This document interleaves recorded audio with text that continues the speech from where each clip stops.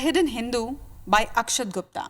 ये किताब आज मेरे पास है और इसके साथ ही इसके रचनाकार भी हैं। और ख़ास बात ये है इस किताब की कि इसके जो रचनाकार हैं वो छत्तीसगढ़ से बिलोंग करते हैं। और आज उनसे चर्चा करेंगे इस किताब के बारे में भी और इस बारे में भी कि आखिर इस किताब की इतनी चर्चा क्यों हो रही है। सबसे पहले तो IBC 24 में आपका बहुत बहुत स्वागत है।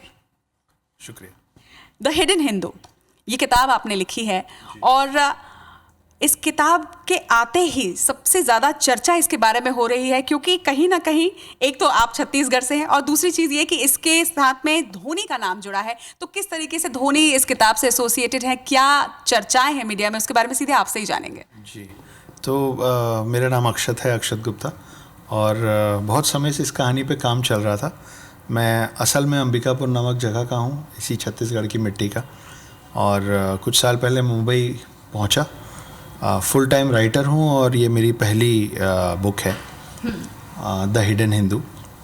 बहुत समय से मैं इसको लेके लोगों से मिल रहा था, अलग अलग प्रोडक्शन हाउसेस से, अलग अलग पब्लिशर्स से।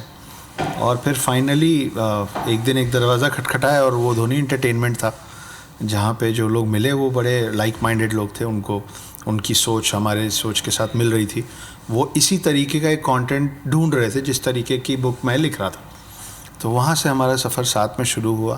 थोड़े दिन बाद क्योंकि कोविड शुरू हो गया था तो जूम कॉल पे साक्षी धोनी जी, मिस्टर MS धोनी की वाइफ, उनके साथ हमारा जूम नरेशन हुआ। उनको भी ये कहानी पसंद आई। तो इन शॉर्ट अगर कहा जाए तो ये पहली ही बॉल में छक्का, क्योंकि पहली ही किताब और उस पर सीधे धोनी वेब सीरीज़ बनाने जा रहे हैं। और निश्चित तौर पर अगर वो वेब सीरीज़ बनाने जा रहे हैं तो कहानी में कुछ तो बात होगी। तो इसकी जो कहानी है उसके बारे में आपसे जानना चाहेंगे। जी, तो नाम है द हिडन हिंदू। काफ़ी कुछ तो मैं नाम में देने की कोशिश कर चुका हूँ। तो एक अघोरी है जिसको किडनैप किया है एक टीम ने और उसको लेके गए हैं इंटरोगेशन के लिए। जब उसका इंटरोगेशन करना शुरू करते हैं तो टीम को समझ में आता है कि ये कह रहा है कि मेरा नाम ओम शास्त्री है, मेरी उम्र 40 साल है और मेरी उम्र बढ़ती नहीं है, मेरी उम्र ठहरी हुई है और मैं सतयुग से देवभूमि भारत में हूँ, अब पकड़ाया हूँ और मैं ढूंढ रहा हूँ अश्वत्थामा और परशुराम को। अब अश्वत्थामा और परशुराम 7 जो चिरंजीवी हैं हिंदू माइथोलॉजी के, उनमें से 2 हैं। तो ये 7 के 7 को ढूंढ रहा है और इस पूरी कवायद में जो सवाल उससे पूछे जाते हैं, क्योंकि उसको नार्को टेस्ट इंजेक्शन दिया हुआ है, साथ में उसको हिप्नोटाइज़ किया हुआ है, वो झूठ नहीं बोल सकता है और जो वो बोल रहा है वो सच नहीं हो सकता है। तो झूठ और सच के बीच में ये अघोरी क्या कर रहा है, हम क्या माने और क्या ना माने, उसके जितने रिविलेशंस होते जाते हैं, जो बातें खुलती जाती हैं, वो इस कहानी में आपको आगे जानने को मिलेगी। ये बुक की पहली पार्ट जो है ये लॉन्च हो चुकी है और जैसा आपने कहानी के बारे में भी बताया, अब इस पे वेब सीरीज़ बन रही है। आज के दौर में लोग पढ़ने से ज़्यादा देखना पसंद कर रहे हैं, ख़ास तौर पर आज की जो जनरेशन है। लेकिन अगर पिछले जनरेशन की बात करें तो वो पढ़ना ज़्यादा पसंद करती थी। आपको लगता है कि किसी भी किताब पर अगर कोई वेब सीरीज़ या फिल्में बने तो उसको ज़्यादा माइलेज कहीं ना कहीं मिलता है? निश्चित ही, अनडाउटेडली ऐसा होता है कि बहुत अच्छी किताबें अगर उनको स्क्रीन की जगह ना मिल पाए तो उसको जानने वाले कम होते हैं। अनगिनत ऐसे लोग हैं जो आज भी हैरी पॉटर पढ़े नहीं हैं मगर देखी सबने है, लॉर्ड ऑफ द रिंग्स पढ़ी नहीं है मगर देखी सबने। पढ़ने में रुझान लोगों का कम है और डेफिनेटली अगर आपको एक स्क्रीन की जगह प्रेजेंस मिल जाता है, कोई बड़ा प्रोडक्शन हाउस जुड़ जाता है और आपकी चीज़ का विजुअल डिपिक्शन होता है, तो नेचुरली बुक को और ऑथर को, सभी को उसका माइलेज मिलता है। तो ये पहली ही किताब और पहली ही किताब पर धोनी सीधे इस पर वेब सीरीज़ बनाने जा रहे हैं। इस पहली किताब के साथ तो आपने छक्का डेफिनेटली मार दिया। इसके साथ साथ आप कुछ और भी किताबें लिख रहे हैं या कुछ और भी किसी प्रोजेक्ट पे काम कर रहे हैं? अभी फ़िलहाल T सीरीज़ के साथ मेरी 2 फिल्में साइंड हैं और कुछ और भी उम्दा डायरेक्टर्स और प्रोड्यूसर्स के साथ मेरे काम शुरू हो चुका है। एक और वेब सीरीज़, इसका जो वेब सीरीज़, इस पे जो वेब सीरीज़ बन रहा है उसके एपिसोड्स भी मैं ही लिख रहा हूँ।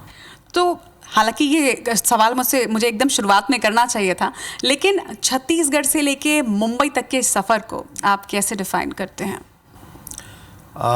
देखिए, जो शुरुआत अपनी मिट्टी अपनी होती है। यहाँ से सीखे बचपन से। अंबिकापुर माया माई के लिए बहुत माना जाता है।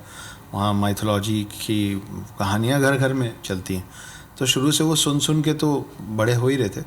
फिर 2004 में मैं अपने परिवार के साथ इंदौर शिफ्ट हुआ और फिर फाइनली मैं मुंबई पहुँचा। 2015 से मैं मुंबई में हूँ और लगातार स्ट्रगल चल रहा था। काफ़ी सारे छोटे बड़े प्रोजेक्ट्स मैंने इसके पहले भी किए हैं, लेकिन हर कोई बुरा नहीं होता है, वैसे ही हर कोई अच्छा भी नहीं होता है। तो काम मिल रहा था, काम कर रहे थे, लेकिन क्रेडिट्स बराबर नहीं मिल पा रहे थे। तो मैंने कुछ फिल्में ऑलरेडी लिखी हुई हैं जो रिलीज़ हो चुकी हैं, को राइटर्स में रह चुका हूँ, लेकिन डिज़र्व्ड अमाउंट ऑफ क्रेडिट नहीं पा पाया था अब तक। पर हाँ, शिकायत इसलिए नहीं क्योंकि 5 साल बहुत लंबा वक्त नहीं होता है।